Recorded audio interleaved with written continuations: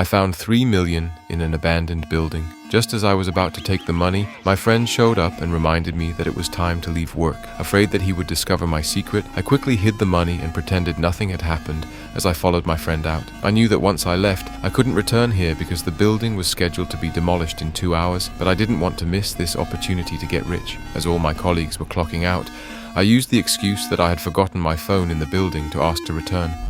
I gave my friend the $100 I found and asked him to keep it a secret. Then I secretly returned to the abandoned building and went back to where I found the money, excitedly pulled out the bag and opened it to check.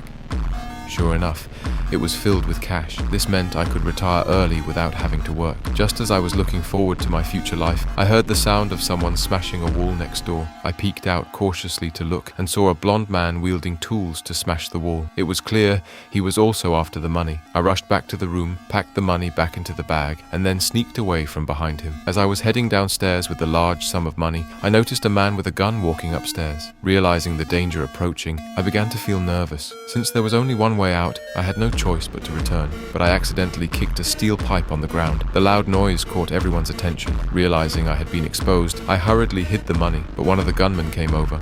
I quickly hid behind the curtains so he wouldn't see me, but when I looked up, I saw that the blonde man was also hiding behind the curtains. It turned out they weren't working together.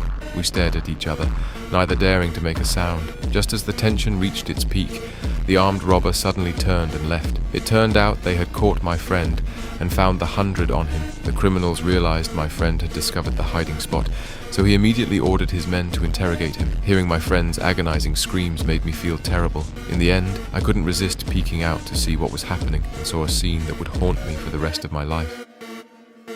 There, the sudden scream alerted everyone to my presence. I hurriedly grabbed all the money and tried to escape. But when I thought of how my friend had been killed because of me, I hesitated, so I decided to kill all the criminals to avenge my friend.